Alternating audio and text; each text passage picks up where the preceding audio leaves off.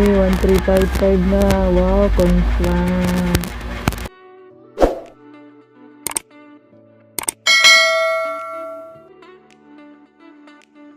Welcome sa aking Tala app. Yan. Okay, tuturuan ko po kayo kung paano magbayad ng Tala loan. Sana all. Watch and learn.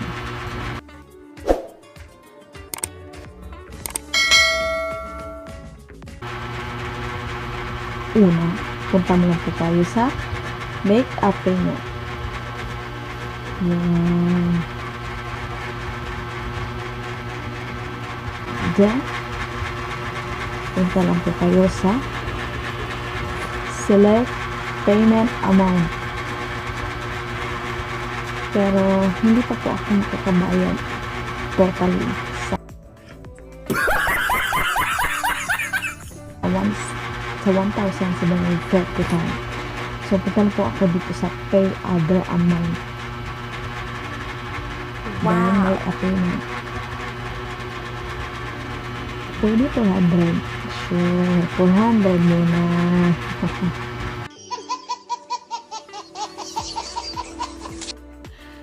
Sana all. Oh. Done. Then, make a payment. Choose where to pay. Choose where to repay. Ano ito? Sana all. Pwede kayo sa 7-Eleven with fee 20 pesos. GCash fee 20 pesos. Yakwa. Paymaya 20 pesos. Cebuana Luwilier 23 pesos ang fee.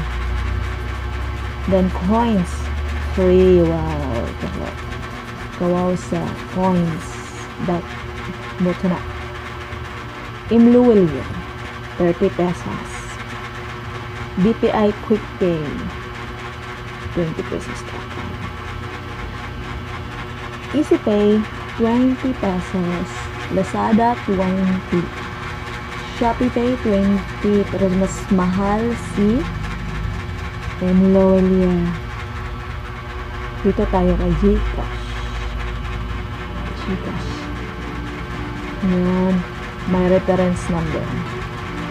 Repay using GCash. Payment amount is 420. May tubo mo siyang 20 pesos. Includes 20 pesos Easy Pay convenience fee. Then, may reference number na po ako kung paano ma-download. Dahil po pa po sa instruction kung paano nga ba ma-send ang 420 kay Tala Loan. Instruction, i-download at i-open ang GCash app. Click Bills, click Pay Bills, choose Loans, then look for Tala. Make sure you have sufficient balance in your GCash account before you making payment. Result sad kung wala.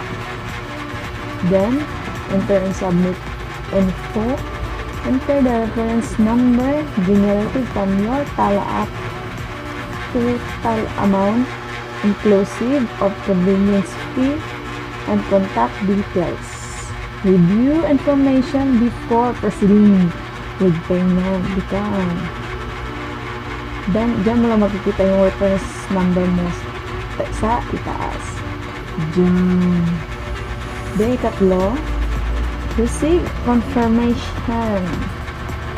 Receive payment confirmation SMS from Tala and GCash instantly.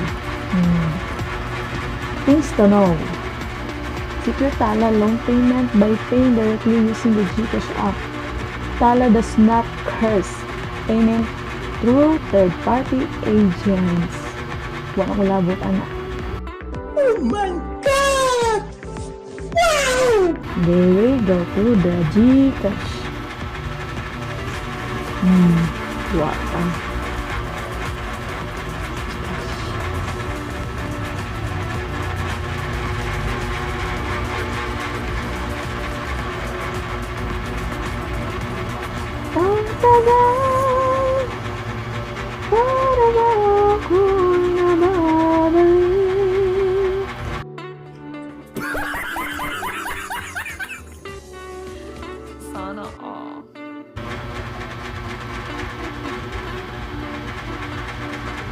Sabihin mo ako'y mayroon. Sana all. Okay na.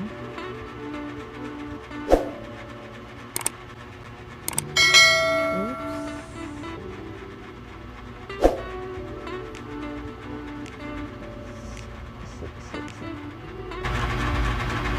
Okay. Muna. Lagi na ba? Kung wala pa kayong Gcash app, kailangan nyo ba mag-download? Okay? Yeah.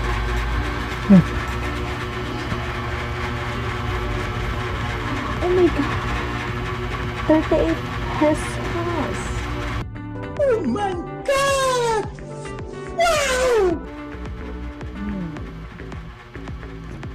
Wait lang.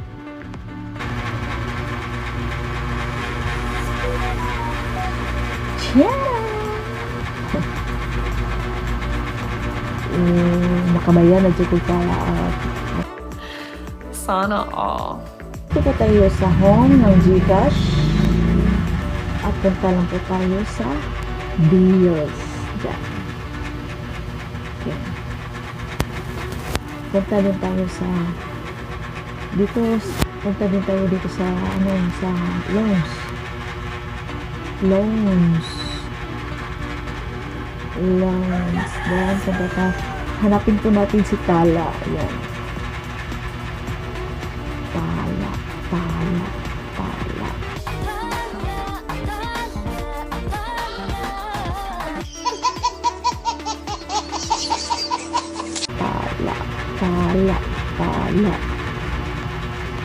Wala na yun. A, B, C, D, E, F, G, H, I, J, K, alam mo na P. T. Tala, ayan. Kita ko na si Tala. Yung sombrero. Bilay po ito. Reference number. Ito. Friends. Kuyawan.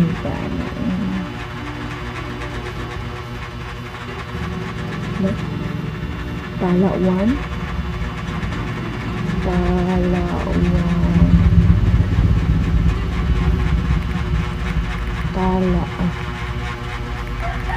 1.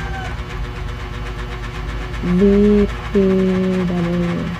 Make sure tama yung reference number nyo. VPW W7.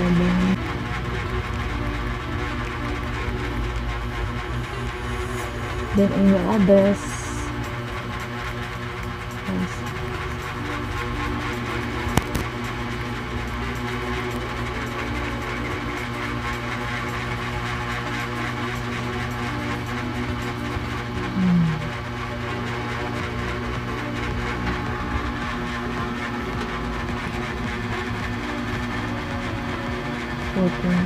Dapat ba ito?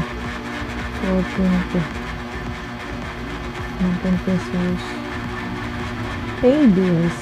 Tala, posting kayo next day. 420 pesos yung babayaran ko. Then meron na po akong reference number, yung digit mobile number, may email address. Kailangan po tama po lahat. So baka mag-goodbye yung 200 ko. Okay? Iba ang English. Iba ang English. Come on. Next.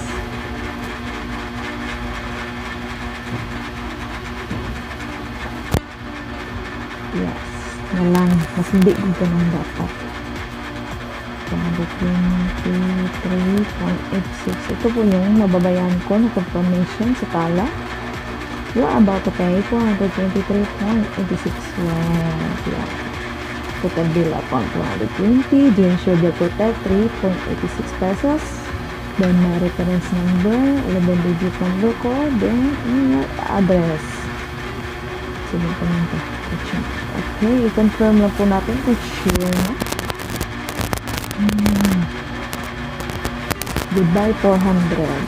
Kasi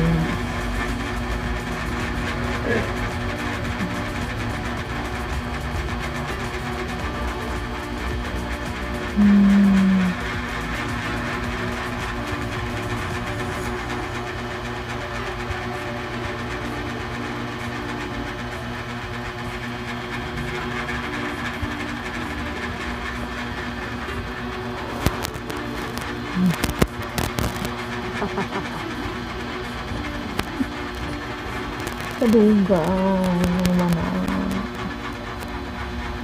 Ay, nakagalit.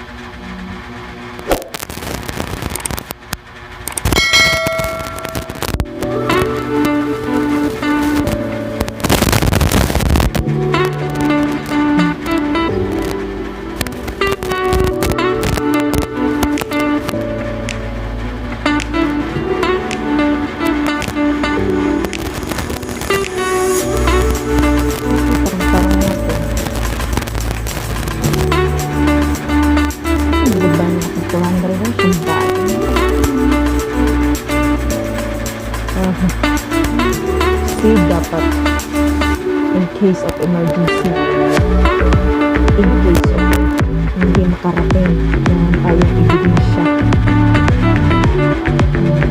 What's up, say?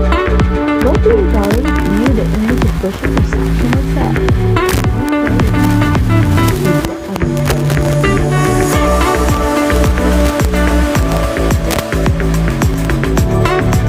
I don't care. You can take me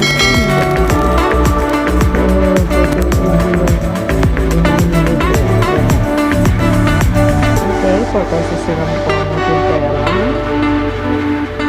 Sana po ay makakarating yung bayad ko sa tala loan. At i-update ko po kayo. Sige, check ko muna yung tala ko.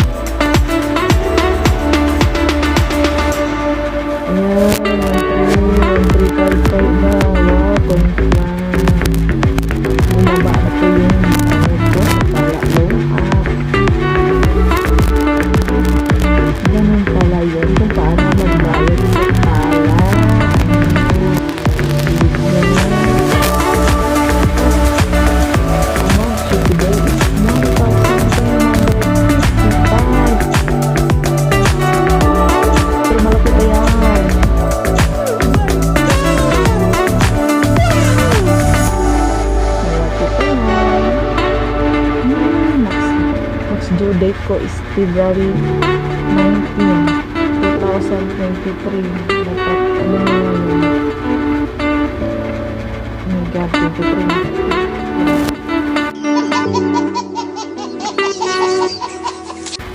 Okay lang. At least ako bayad, diba?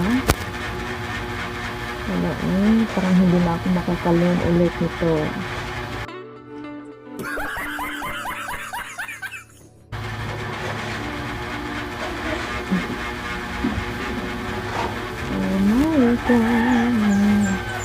Okay.